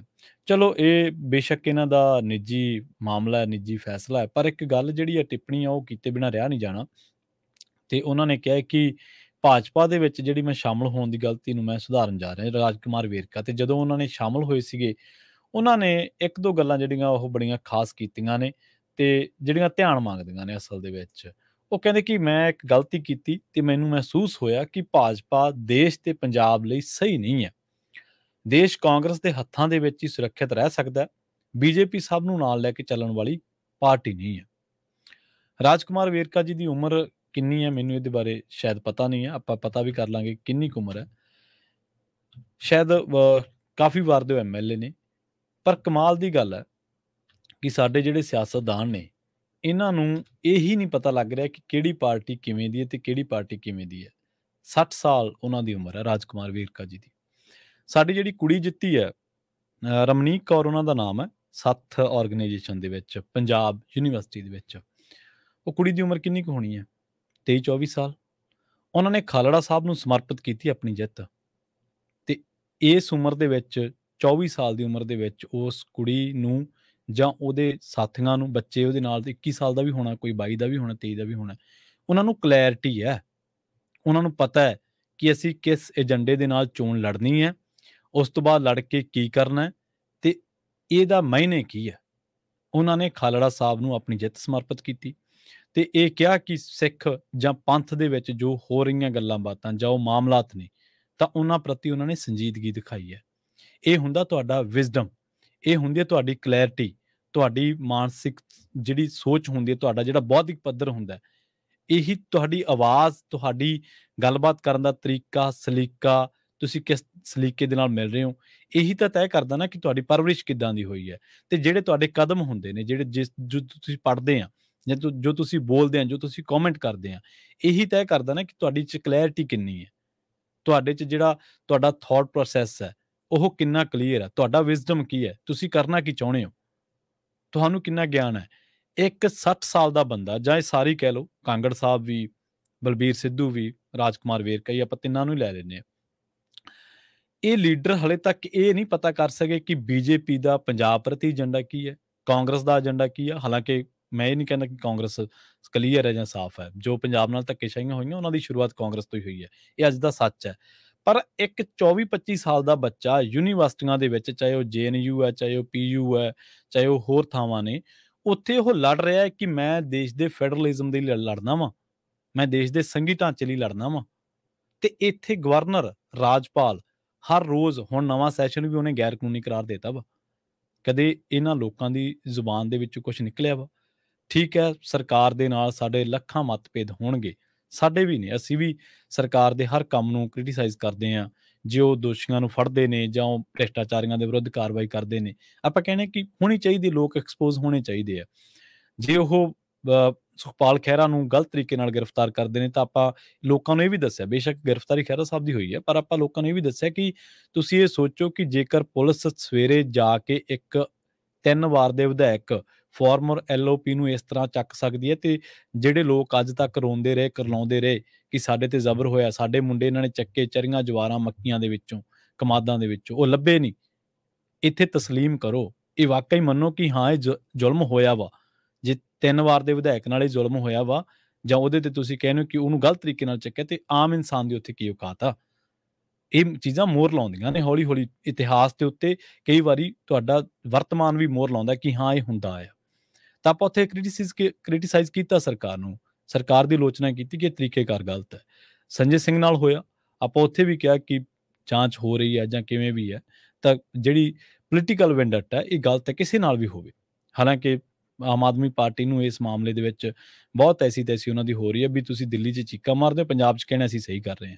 ਪਰ ਖੈਰ ਆਪਣਾ ਜਿਹੜਾ ਇੱਕ ਗੱਲ ਨੂੰ ਦੇਖਣ ਦਾ ਤਰੀਕਾ ਨਜ਼ਰੀਆ ਉਹ ਇੱਕੋ ਹੀ ਹੈ ਕਿ ਵਧੀਕੀ ਚਾਹੇ ਕਿਤੇ ਵੀ ਹੁੰਦੀ ਹੋਵੇ, ਕਿਸੇ ਨਾਲ ਵੀ ਹੁੰਦੀ ਹੋਵੇ, ਜ਼ਬਰ ਹਰ ਥਾਂ ਹੀ ਮਾੜਾ, ਹਰ ਪਾਰਟੀ ਦੇ ਵੱਲੋਂ ਕੀਤਾ ਗਿਆ ਮਾੜਾ, ਹਰ ਬੰਦੇ ਦੇ ਨਾਲ ਹੋ ਰਿਹਾ ਮਾੜਾ ਵਾ। ਹਲੇ ਤੱਕ ਸਾਡੇ ਸਿਆਸਤਦਾਨ ਇਹ ਤੈਅ ਨਹੀਂ ਕਰ ਪਾਏ ਕਿ ਦੇਸ਼ ਦੇ ਲਈ, ਪੰਜਾਬ ਦੇ ਲਈ ਚਾਹੀਦਾ ਕੀ ਆ। ਬੱਚੇ, ਨੌਜਵਾਨ ਬੱਚੇ ਆ ਕੇ ਇਹਨਾਂ ਚੀਜ਼ਾਂ ਤੇ ਗੱਲ ਕਰ ਰਹੇ ਨੇ, ਇਹਨਾਂ ਮਾਮਲਿਆਂ ਨੂੰ ਐਡਰੈਸ ਕਰ ਰਹੇ ਨੇ, ਉਹ ਬੋਲ ਰਹੇ ਨੇ ਇਹਨਾਂ ਦੇ ਉੱਤੇ। ਯੂਨੀਵਰਸਿਟੀਆਂ ਦੇ ਵਿੱਚ ਰੌਲਾ ਇਸੇ ਕਰਕੇ ABVP ਅਖਿਲ ਭਾਰਤੀ ਜਿਹੜੀ ਵਿਦਿਆਰਥੀ ਪ੍ਰੀਸ਼ਦ ਹੈ, ਭਾਜਪਾ ਦੀ ਹੈ, RSS ਦੀ ਹੈ, ਉਹਦੇ ਨਾਲ ਵਿਚਾਰਧਾਰਕ ਟਕਰਾਰ ਰੱਖਦੇ ਆ ਸਾਡੇ ਜਿਹੜੇ ਸਟੂਡੈਂਟ ਨੇ, ਚਾਹੇ ਉਹ ਸੱਥ ਵਾਲੇ ਨੇ, ਚਾਹੇ ਉਹ ਹੋਰ ਸਟੂਡੈਂਟ ਨੇ, ਕਿਉਂਕਿ ਉਹਨਾਂ ਨੂੰ ਪਤਾ ਹੈ ਕਿ ਇਹਨਾਂ ਦਾ ਜਿਹੜਾ ਪੋਲੀਟੀਕਲੀ ਏਜੰਡਾ ਕੁਛ ਹੋਰ ਹੈ, ਪਰ ਸਾਡਾ ਏਜੰਡਾ ਕੁਛ ਹੋਰ ਹੈ, ਅਸੀਂ ਕੁਛ ਹੋਰ ਚੀਜ਼ਾਂ ਤੇ ਲੜ ਰਹੇ ਹਾਂ। ਗੱਲ ਕਹਿਣ ਦੀ ਇਹ ਹੈ ਕਿ ਤੁਸੀਂ 8 ਮਹੀਨਿਆਂ ਬਾਅਦ, 10 ਮਹੀਨਿਆਂ ਬਾਅਦ, 6 ਬਾਅਦ ਤੁਹਾਨੂੰ ਅਹਿਸਾਸ ਹੋ ਰਿਹਾ ਕਿ ਤੁਸੀਂ ਜਿਹੜੀ ਇਹ ਪਾਰਟੀ ਹੈ ਸਹੀ ਨਹੀਂ ਹੈ ਪੰਜਾਬ ਲਈ, ਜਾਂ ਦੇਸ਼ ਇਹਦੇ ਹੱਥਾਂ ਦੇ ਵਿੱਚ ਸੁਰੱਖਿਅਤ ਨਹੀਂ ਹੈ, ਸਾਰਿਆਂ ਨੂੰ ਨਾਲ ਲੈ ਕੇ ਨਹੀਂ ਚੱਲਦੀ, ਦਲਿਤਾਂ ਦੇ ਨਾਲ ਕੀ ਹੋ ਰਿਹਾ। ਇੱਥੋਂ ਪਤਾ ਲੱਗਦਾ ਕਿ ਤੁਹਾਡੀ ਪੋਲੀਟੀਕਲ ਅਪਰੋਚ ਕੀ ਹੈ। ਤੁਹਾਡੇ ਲਈ ਹੋ ਸਕਦਾ ਟਿਕਟਾਂ ਵਧੀਆ ਹੋਣ, ਤੁਹਾਡੇ ਲਈ ਹੋ ਸਕਦਾ ਕੈਬਨਿਟ ਦੀ ਝਾਕ ਹੋਵੇ, ਪਰ ਇੰਨਾ ਜ਼ਰੂਰ ਹੈ ਕਿ ਤੁਸੀਂ ਪੋਲੀਟੀਕਲ ਪੱਧਰ ਤੇ ਤੁਸੀਂ ਜੋ ਤੁਹਾਡੀ ਇੱਕ ਅਪਰੋਚ ਹੋਣੀ ਚਾਹੀਦੀ ਹੈ ਪਾਰਟੀਆਂ ਦੀ ਵਿਜ਼ਡਮ ਨੂੰ ਫੜਨ ਦੀ, ਪਾਰਟੀਆਂ ਦੀ ਜੋ ਉਹ ਜਿਸ ਤਰੀਕੇ ਨਾਲ ਏਜੰਡਾ ਫੜਨ ਦੀ, ਜਾਂ ਉਹਨਾਂ ਦੀ ਜੋ ਐਥਿਕ ਕੀ ਨੇ, ਜਾਂ ਉਹ ਕਿਸ ਆਈਡੀਓਲੋਜੀ ਦੇ ਨਾਲ ਅੱਗੇ ਵਧ ਰਹੇ ਨੇ। ਅੱਗੇ ਮੱਧ ਪ੍ਰਦੇਸ਼ ਦੇ ਵਿੱਚ ਦਲਿਤ ਆਦੀਵਾਸੀ ਭਰਾ ਉੱਤੇ ਭਾਜਪਾ ਦੇ ਹੀ ਇੱਕ ਵਰਕਰ ਨੇ ਪਿਸ਼ਾਬ ਕਰ ਦਿੱਤਾ, ਕਿਉਂਕਿ ਭਾਜਪਾ ਮੱਧ ਪ੍ਰਦੇਸ਼ ਦੇ ਵਿੱਚ ਚੋਣਾਂ ਨੇ, ਅਗਲੇ ਦਿਨ ਹੀ ਮੁੱਖ ਮੰਤਰੀ ਉਹਦੇ ਘਰੇ ਜਾ ਵੱਜਿਆ। ਪਰ ਤੁਹਾਨੂੰ ਪਤਾ ਵਾ ਕਿ ਇਸ ਤੋਂ ਪਹਿਲਾਂ ਦਲਿਤ ਭਰਾਵਾਂ ਉੱਤੇ ਕਿੰਨਾ ਜ਼ੁਲਮ ਹੋਇਆ, ਕੌਣ ਬੋਲਿਆ? ਕੋਈ ਨਹੀਂ ਬੋਲਿਆ। ਚੋਣਾਂ ਕਰਕੇ ਜ਼ਰੂਰ ਚਲੇ ਜਾਂਦੇ ਨੇ ਲੋਕ, ਤੇ ਕੀ ਇਹ ਭਾਜਪਾ 'ਚ ਹੁੰਦਿਆਂ ਸਾਨੂੰ ਇਹ ਵੀ ਨਹੀਂ ਦਿਖਿਆ? ਗੱਲ ਇਹ ਨਹੀਂ ਹੈ ਕਿ ਕੋਈ ਕੌਣ ਕਾਂਗਰਸ 'ਚ ਜਾ ਰਿਹਾ। ਅਗਲੀ ਗੱਲ ਕਰ ਲੈਂਦੇ ਜੀਤ ਮਹਿੰਦਰ ਸਿੱਧੂ ਦੀ। ਜੀਤ ਮਹਿੰਦਰ ਸਿੱਧੂ ਨੇ ਉਹਨੂੰ, ਅਕਾਲੀ ਕਹਿ ਰਿਹਾ ਕਿ ਅਸੀਂ ਪਾਰਟੀ 'ਚੋਂ ਕੱਢਿਆ, ਜੀਤ ਮਹਿੰਦਰ ਸਿੱਧੂ ਕਹਿ ਰਿਹਾ ਕਿ ਮੈਂ ਪਾਰਟੀ ਨੂੰ ਛੱਡਿਆ। ਦੋਨੇ ਧਿਰਾਂ ਆਪੋ ਆਪਣਾ ਪੱਖ ਰੱਖ ਰਹੀਆਂ ਨੇ। ਅਸਲ ਦੇ ਵਿੱਚ ਜੀਤ ਮਹਿੰਦਰ ਸਿੱਧੂ 2002 ਦੇ ਵਿੱਚ ਜਿੱਤਦਾ ਹਰਮਿੰਦਰ ਸਿੰਘ ਜੱਸੀ ਨੂੰ ਹਰਾ ਕੇ। ਹਰਮਿੰਦਰ ਸਿੰਘ ਜੱਸੀ ਕੌਣ ਹੈ? ਡੇਰੇ ਸਿਰਸੇਦਾਰ ਦਾ ਕੁੜਮ। ਮੌੜ ਬੰਬ ਬਲਾਸਟ ਯਾਦ ਆ ਤੁਹਾਨੂੰ? ਨਹੀਂ ਯਾਦ ਹੋਣਾ, ਮੈਂ ਕਰਾ ਦਿੰਦਾ। ਮੌੜ ਬੰਬ ਬਲਾਸਟ ਹੋਇਆ ਸੀ 2017 ਦੀਆਂ ਵਿਧਾਨ ਸਭਾ ਚੋਣਾਂ ਤੋਂ ਪਹਿਲਾਂ। ਮੌੜ ਬੰਬ ਬਲਾਸਟ ਦੇ ਵਿੱਚ ਜਿਹੜੀ ਰੈਲੀ ਸੀ ਕਾਂਗਰਸ ਦੀ, ਉਹ ਜੱਸੀ ਦੀ ਸੀ। ਹਰਮਿੰਦਰ ਜੱਸੀ ਉੱਥੋਂ ਲੜ ਰਹੇ ਸੀਗੇ। ਰੈਲੀ ਦੇ ਵਿੱਚ ਹੀ ਇਹ ਬਲਾਸਟ ਹੋਇਆ ਸੀਗਾ। ਜਦੋਂ ਇਸ ਬਲਾਸਟ ਦੀਆਂ ਤਹਿਆਂ ਖੁੱਲੀਆਂ ਤੇ ਤੰਦਾਂ ਜਾ ਕੇ ਸਿਰਸੇ ਨਾਲ ਜੁੜ ਗਈਆਂ ਸੀ, ਡੇਰੇ ਨਾਲ। ਸਿਰਸਾ ਸ਼ਹਿਰ ਨਾਲ ਨਹੀਂ, ਡੇਰੇ ਨਾਲ। ਉਹ ਕਾਰ ਕਿੱਥੋਂ ਆਈ, ਉਹ ਕੁੱਕਰ ਕਿੱਥੋਂ ਲੱਭਿਆ, ਉਹ ਸਾਰਾ ਕੁਝ ਕਿੱਥੋਂ ਆਇਆ, ਸਾਰੀਆਂ ਕੁਝ। ਪਰ ਉਸ ਤੋਂ ਬਾਅਦ ਕੋਈ ਜਾਂਚ ਨਹੀਂ ਹੋਈ, ਨਾ ਕਾਂਗਰਸ ਕਰ ਸਕੀ। ਆਮ ਆਦਮੀ ਪਾਰਟੀ ਵਾਲੇ ਖੋਲ ਲੈਣ ਤਾਂ ਖੋਲ ਲੈਣ, ਹਾਲੇ 1.5 ਸਾਲ 'ਚ ਤਾਂ ਨਹੀਂ ਖੁੱਲੀ ਉਹ ਜਾਂਚ। ਜਦੋਂ ਖੁੱਲੂਗੀ ਤਾਂ ਪਤਾ ਲੱਗ ਜੂਗਾ। ਪਰ ਉਹ ਜਿਹੜੇ ਧਮਾਕਾ ਪੀੜਤ ਨੇ ਅੱਜ ਵੀ ਮੰਜਿਆਂ ਤੇ ਪਏ ਵਿਲਕਦੇ ਨੇ। ਕੁਛ ਮਾਰੇ ਗਏ ਸੀਗੇ 3-4 ਜਾਣੇ, 6-7 ਜਾਣੇ ਬੜੇ ਗੰਭੀਰ ਜ਼ਖਮੀ ਹੋਏ ਸੀਗੇ। ਬਰੂਦ ਦੀ ਜਿਹੜੀ ਫੱਟ ਹੁੰਦਾ ਨਾ, ਉਹ ਛੇਤੀ ਕਿਤੇ ਰਾਸ ਨਹੀਂ ਹੁੰਦਾ, ਉਹ ਨਕਾਰਾ ਹੋ ਗਏ ਨੇ ਵਿਚਾਰੇ। 2-3 ਜਾਣੇ ਨੇ, ਇੱਕ ਦਾ ਨਾਂ ਸ਼ਾਇਦ ਗੁਰਵਿੰਦਰ ਸਿੰਘ ਹੈ, 2-3 ਜਾਣੇ ਹੋਰ ਨੇ ਜਿਹੜੇ ਅੱਜ ਵੀ ਮੰਜਿਆਂ ਤੇ ਜ਼ਰੂਰ ਪਏ ਨੇ, ਜਿਉਂਦੇ ਨੇ, ਸਾਹ ਲੈਂਦੇ ਨੇ, ਪਰ ਉਹ ਸਮਰੱਥਾ ਉਹਨਾਂ 'ਚ, ਸਰੀਰਕ ਸਮਰੱਥਾ ਨਹੀਂ ਬਚੀ। ਉਹ ਤੁਰਨ ਫਿਰਨ ਜੋਗੇ ਨਹੀਂ ਰਹੇ, ਉਹਨਾਂ ਦੀ ਕਿਸੇ ਨੇ ਸਾਰ ਲਈ ਨਹੀਂ ਲਈ। ਜੀਤ ਮਹਿੰਦਰ ਸਿੱਧੂ ਜੱਸੀ ਨੂੰ ਹਰਾ ਕੇ ਪਹਿਲਾਂ ਆਜ਼ਾਦ ਤੌਰ ਤੇ ਜਿੱਤਿਆ ਸੀ। ਬਾਅਦ ਦੇ ਵਿੱਚ ਇਹ ਕਾਂਗਰਸ ਦੇ ਵਿੱਚ ਆਏ। ਕਾਂਗਰਸ ਦੇ ਵਿੱਚ ਆ ਕੇ ਇਹਨਾਂ ਨੇ 2007 ਤੇ 2012 ਦੇ ਵਿੱਚ ਜਿੱਤੇ। 2012 ਤੋਂ ਬਾਅਦ ਇਹਨਾਂ ਦਾ ਪਤਾ ਨਹੀਂ ਹਿਰਦੇ ਪਰਿਵਰਤਨ ਹੋ ਗਿਆ ਹੋਣਾ, ਤੇ 2014 ਦੇ ਵਿੱਚ ਅਕਾਲੀ ਦਲ ਦੇ ਵਿੱਚ ਚਲੇ ਗਏ। ਤੁਹਾਨੂੰ ਯਾਦ ਹੋਣੀ ਹੈ ਤਲਵੰਡੀ ਸਾਬੋ ਦੀ ਜ਼ਿਮਨੀ ਚੋਣ। ਜ਼ਿਮਨੀ ਚੋਣ 'ਚ ਉਦੋਂ ਟਿਕਟ ਮਿਲੀ ਸੀ ਪ੍ਰੋਫੈਸਰ ਬਲਜਿੰਦਰ ਕੌਰ ਨੂੰ, ਤੇ ਬਲਜਿੰਦਰ ਕੌਰ ਨੂੰ ਬਾਹਰੋਂ ਲੋਕਾਂ ਨੇ ਬੜਾ ਸਮਰਥਨ ਦਿੱਤਾ ਸੀ ਤਕੜਾ, ਕਿਉਂਕਿ ਉਹਨਾਂ ਦਾ ਪਰਿਵਾਰਕ ਪਿਛੋਕੜ ਵੀ ਜਿਹੜਾ ਉਹ ਜੁਝਾਰੂ ਰਿਹਾ, ਤੇ ਪਲੱਸ ਉਦੋਂ ਅਕਾਲੀਆਂ ਪ੍ਰਤੀ ਲੋਕਾਂ ਦੀ ਜਿਹੜੀ ਅਸਲ ਦੇ ਵਿੱਚ ਉਹਨਾਂ ਦੀਆਂ ਜੋ ਰਾਜ ਦੇ ਵਿੱਚ ਧੱਕੇਸ਼ਾਹੀਆਂ ਹੋ ਰਹੀਆਂ ਸਨ, ਉਹਨਾਂ ਦੇ ਵਿਰੁੱਧ ਗੁੱਸਾ ਬੜਾ ਆ ਗਿਆ ਸੀ ਲੋਕਾਂ ਨੂੰ। 2014 ਦੀ ਇਹ ਗੱਲ ਹੈ। ਉਦੋਂ ਜੀਤ ਮਹਿੰਦਰ ਸਿੱਧੂ ਨੂੰ ਜਿਤਾਇਆ ਅਕਾਲੀ ਦਲ ਨੇ। ਅਕਾਲੀ ਦਲ ਨੇ ਫਿਰ ਜੀਤ ਮਹਿੰਦਰ ਸਿੱਧੂ ਨੂੰ ਟਿਕਟ ਦਿੱਤੀ 2017 ਤੇ 2022 ਦੇ ਵਿੱਚ। ਜਿਹੜੀ ਪ੍ਰੋਫੈਸਰ ਬਲਜਿੰਦਰ ਕੌਰ ਨੂੰ ਹਰਾ ਕੇ ਇਹ ਅਕਾਲੀ ਦਲ ਦੇ ਵਿੱਚ ਆਇਆ ਸੀ, ਉਸੇ ਪ੍ਰੋਫੈਸਰ ਬਲਜਿੰਦਰ ਕੌਰ ਨੇ ਜੀਤ ਮਹਿੰਦਰ ਸਿੱਧੂ ਨੂੰ 2 ਵਾਰੀ ਹਰਾਇਆ। ਉਦੋਂ ਦੋਸ਼ ਲੱਗੇ ਕਿ ਇਹਨਾਂ ਨੇ, ਉਹ ਨੌਜਵਾਨ ਕੁੜੀ ਸੀ, ਜੁਝਾਰੂ ਕੁੜੀ ਹੈ, ਉਦੋਂ ਉਹਨੇ ਬੜੀ ਸ਼ਿੱਦਤ ਦੇ ਨਾਲ ਆਪਣੀ ਕੰਪੇਨ ਚਲਾਈ ਸੀ। ਔਰ ਇਹਨਾਂ ਨੇ ਕਈ ਪਿੰਡਾਂ ਦੇ ਵਿੱਚ ਸ਼ਰੇਆਮ ਧੱਕੇਸ਼ਾਹੀ ਕੀਤੀ ਸੀ, ਕਿਉਂਕਿ ਸਰਕਾਰ ਸੀ। ਸ਼ਰੇਆਮ ਧੱਕੇਸ਼ਾਹੀ ਕਰਦਿਆਂ ਉਹਨਾਂ ਨੇ ਕਿਹਾ ਕਿ ਅਸੀਂ ਹਾਰਦੇ ਨਹੀਂ। ਬੇਸ਼ੱਕ ਚਲੋ ਅੱਜ ਆਪਣੇ ਉਹਨਾਂ ਨਾਲ ਲੱਖ ਮਤਭੇਦ ਹੋਣਗੇ, ਕਿਉਂਕਿ ਉਹ ਸੱਤਾ ਦੇ ਵਿੱਚ ਨੇ, ਤਾਂ ਸੱਤਾ ਦੀ ਹਮੇਸ਼ਾ ਪੁਣ-ਛਣ ਕਰਨੀ ਤੁਹਾਡਾ ਫਰਜ਼ ਬਣਦਾ, ਡਿਊਟੀ ਬਣਦੀ ਹੈ ਤੁਹਾਡੀ। ਪਰ ਉਹਨਾਂ ਨੇ ਕਿਹਾ ਕਿ ਅਸੀਂ ਹਾਰਾਂਗੇ ਨਹੀਂ। ਜਿਹੜੇ ਜੀਤ ਮਹਿੰਦਰ ਸਿੱਧੂ ਨੇ ਜ਼ਿਮਨੀ ਚੋਣ 'ਚ ਧੱਕਾ ਕਰਕੇ ਪ੍ਰੋਫੈਸਰ ਬਲਜਿੰਦਰ ਕੌਰ ਨੂੰ ਹਰਾਇਆ, ਸਮਾਂ ਵੇਖੋ, ਸਮੇਂ ਦੀ ਮਾਰ ਵੇਖੋ।